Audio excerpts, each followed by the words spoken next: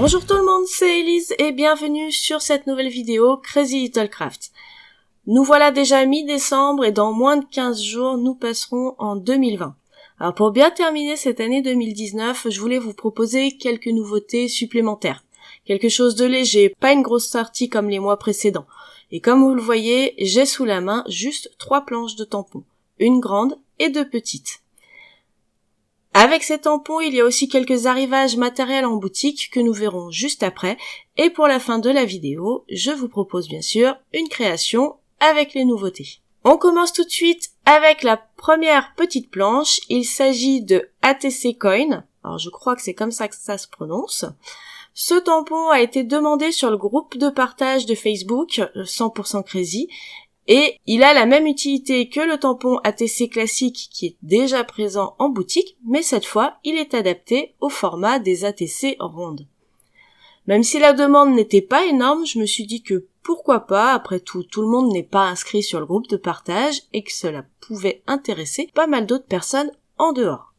La deuxième petite planche de tampons s'appelle Signature. Je voulais vous proposer des tampons pour signer vos créations, mais bien sûr à la sauce Crazy. Du coup, pour rester fidèle à la marque, tout se joue sur la composition.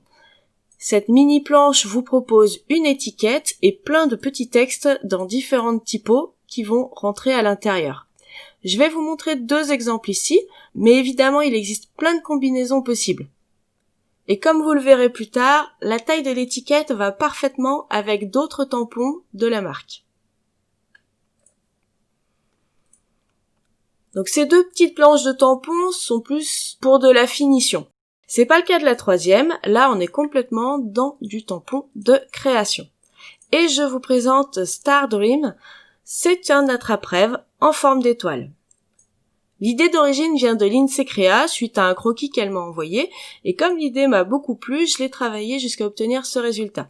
J'ai beaucoup hésité à vous sortir un motif unique, mais vous connaissez mon acharnement à vouloir que tout soit combinable pour des créations ultra personnalisées. Avant de vous faire une démo en direct, je voudrais vous montrer une version d'essai réalisée avec le fichier de découpe numérique, qui est lui aussi disponible en boutique dès maintenant. Alors attention, sur les fichiers de découpe numérique, il n'y a que les formes, pas les dessins, petite précision. Donc l'étoile existe en version détaillée comme je vous le montre ici, mais aussi en version pleine. Les 2 sont sur le même fichier, rassurez-vous. La version détaillée est très fine, donc je voulais vous dire attention au type de papier que vous allez utiliser pour la découpe, c'est très important. Pour la petite démo en direct, j'ai fait en sorte de vous montrer que l'on peut combiner un peu comme on veut cette planche de tampon. Donc j'ai commencé par tamponner une des plumes que j'ai masquées pour tamponner l'étoile par-dessus. Je fais attention à bien positionner l'étoile pour que l'extrémité de la plume déjà tamponnée arrive vers un des fils traversants. Comme ça, la plume a bien une accroche quelque part. Vous avez aussi sur la planche quelques morceaux de fil avec des perles. Donc ça peut vous servir de rallonge ou bien de support pour l'étoile. Vous faites comme vous en avez envie. Ensuite, je rajoute 2 autres plumes sur les bords. Ce sont des endroits qui sont prévus pour ça, mais bon, ce n'est pas une obligation. Il fallait bien un début et une fin à ce collier de perles. Avant de finir avec cette planche, je voulais quand même vous montrer les textes que l'on a ajoutés dessus. Et là encore, à vous de choisir, puisque le texte se compose en 3 tampons, ce qui vous permet d'écrire « Mettre des étoiles dans ses rêves » ou bien « Mettre des étoiles dans sa vie ». Voilà pour les tampons, passons à la suite. Vous aviez aimé la planche de stickers annuelle de 2019, et bien voici celle de 2020. Donc c'est vraiment idéal pour tout ce qui est agenda, bullet journal entre autres, mais bien sûr on peut avoir plein d'applications pour ce type de petit calendrier adhésif. Donc suite à votre demande cette fois, j'ai inclus dans la découpe le nom du mois, c'est simple et c'est pratique à utiliser. Côté matériel, j'ai ajouté en boutique un nouveau bloc acrylique. J'en cherchais un petit et carré pour remplacer un modèle que je ne trouvais plus, et finalement je suis tombée sur celui-ci chez Vassen Creative. Alors il est pas carré, mais néanmoins il est super pratique et justement je le trouve idéal pour tamponner du texte, sans s'encombrer avec un gros bloc acrylique. D'ailleurs vous m'avez vu l'utiliser juste avant dans les démos. Un dernier petit ajout à la boutique. J'ai ajouté dans la section papier uni le papier Florence blanc, mais en format A4 cette fois. Il est identique au papier Florence 30 par 30 que je vous propose déjà, mais parfois le format A4 est un petit peu plus pratique. Je pense surtout pour faire ses bases de cartes, mais je suis sûre pour plein d'autres raisons aussi. Donc vous pouvez dès maintenant le commander directement en lot de 10 feuilles. Voilà pour toutes les nouveautés, j'espère que ça vous plaît. N'hésitez pas à nous dire en commentaire ce que vous avez préféré. Avant de passer à la première création, une mini-annonce s'impose en cette fin d'année. Comme beaucoup d'entre vous, je suppose, les fêtes de fin d'année sont synonymes de déplacement et de retrouvailles. Du coup, je serai en vacances du 21 décembre jusqu'au 5 janvier, ce qui implique que les expéditions de colis vont être temporairement interrompues. Les commandes seront expédiées jusqu'à vendredi 20 décembre à midi et reprendront le lundi 6 janvier. Je vous rappellerai tout ça sur Facebook et Instagram, donc n'hésitez pas à nous rejoindre sur ces réseaux. Vous avez tous les liens en barre d'informations sous la vidéo. Bien, l'annonce étant faite, passons à la première création. Pour commencer, j'ai pris un bout de papier Nina Solar White que j'ai placé dans ma presse à tamponner. Par-dessus, j'ajoute un acétate transparent qui va m'aider dans le positionnement de mes tampons. Sur cet acétate, je vais tamponner mon étoile de la planche Star Dream. Pas besoin d'être précis, de toute façon, une fois la création faite, je vais l'effacer de l'acétate avec un chiffon pour pouvoir le réutiliser ailleurs. Pour rester dans le thème du moment, je ne vais pas utiliser les plumes, mais les boules de Noël de la planche Préparer Noël. C'était mon défi pour cette sortie de nouveautés, vous faire une création en rapport avec les fêtes, mais en utilisant certains des nouveaux tampons. Vous me direz ce que vous en pensez. Donc je vais prendre 2 tailles de boules de Noël. Comme je veux qu'elles soient au premier plan, je dois donc les tamponner par-dessus mon étoile. Il faut que je les tamponne en premier sur mon papier. Mais pour savoir où, j'avais besoin de voir la forme de mon étoile. C'est pour ça que l'étape de l'acétate est importante. Je place ainsi les 2 premières boules de Noël. Je ne veux pas tamponner les ficelles, donc pour sélectionner avec précision le motif à tamponner, j'utilise le feutre Memento. Et j'hésite pas, grâce à la presse à tamponner, à repasser une deuxième couche pour avoir un tamponnage bien net. Je remets mon acétate afin de positionner une 3e boule de Noël. Et là encore, j'utilise le feutre Memento pour l'ancrer.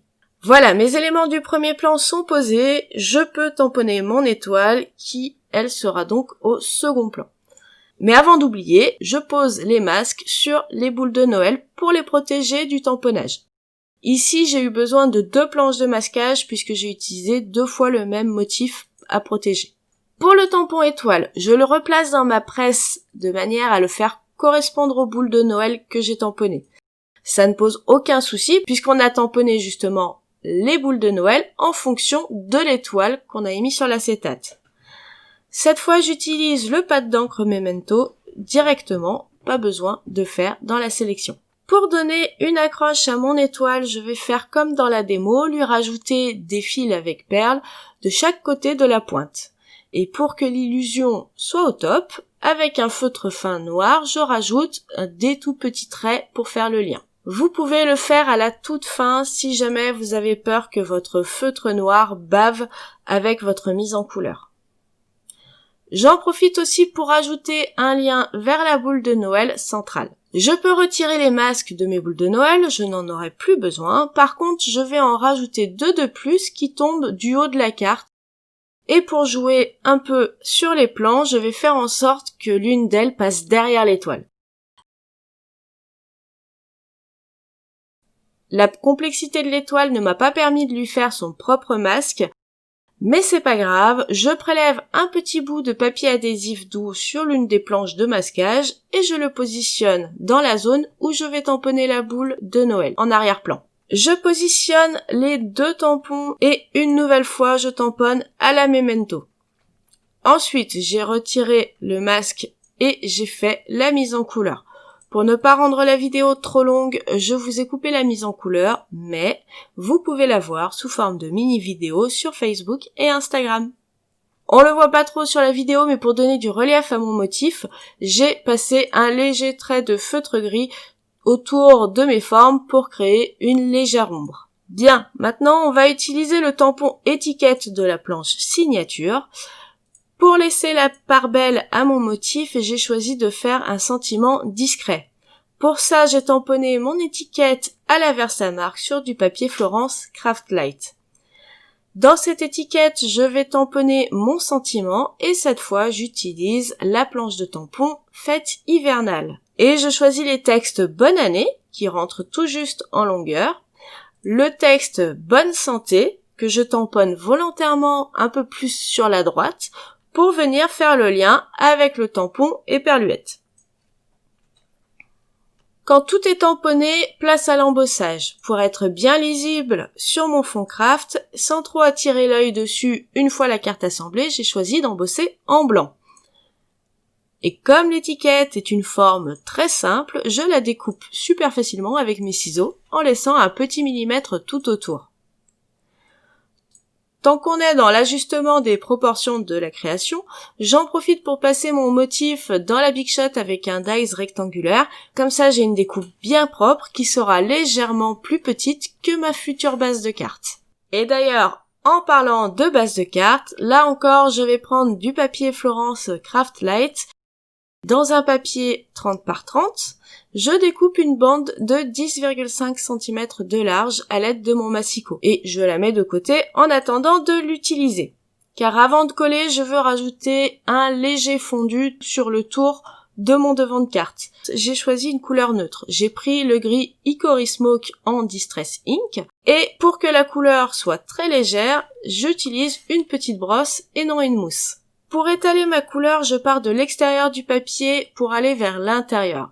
Voilà, c'est discret, mais ça fait le job. Je peux enfin coller l'ensemble sur ma base de cartes. Pour cela, j'utilise mon adhésif Score Tape. Je procède comme Letty nous l'a déjà montré, en retirant que partiellement les protections pour bien placer mon papier avant de coller. Je suis pas encore très à l'aise avec cet exercice, mais ça commence à venir et je dois dire que pour cette fois, je me suis bien débrouillée. Ensuite, je colle mon étiquette. Cette fois, j'utilise de la mousse adhésive pour la mettre en volume. Et je fais en sorte qu'elle chevauche ma base de cartes, comme ça, elle se fond dans l'ensemble. Une fois que tout est assemblé, je peux marquer le pli de ma carte et couper l'excédent. Et non, ce n'est pas encore fini. Place aux finitions maintenant. Je commence par mettre du pinceau paillettes sur toutes les boules de Noël. C'est beau quand ça brille, j'aime bien. Maintenant que les paillettes sont posées, je prends mon stylo gel blanc et je m'arme de patience surtout. Car oui, je vais mettre un petit point blanc dans chaque petite perle du motif pour leur donner du reflet. Et au passage, j'en profite pour mettre aussi du reflet sur les boules de Noël. Et enfin, pour finir, j'ajoute quelques gouttes de Crystal Drop doré sur ma carte pour la petite touche déco. Voilà, c'est terminé. Alors, vous en pensez quoi de cette carte? Je pense avoir relevé mon défi de faire une carte de fête tout en utilisant les nouveautés, mais ça sera à vous de me le dire. En tout cas, j'espère de tout cœur que les nouveautés vous ont plu, ainsi que la création. Et pour terminer cette vidéo qui sera sûrement pour moi la dernière de l'année, je tiens à vous souhaiter d'excellentes fêtes de fin d'année entourées de votre famille, de vos proches et surtout remplies de moments de joie et de souvenirs à partager. Je vous envoie plein d'idées créatives et on se dit à l'année prochaine. Bye!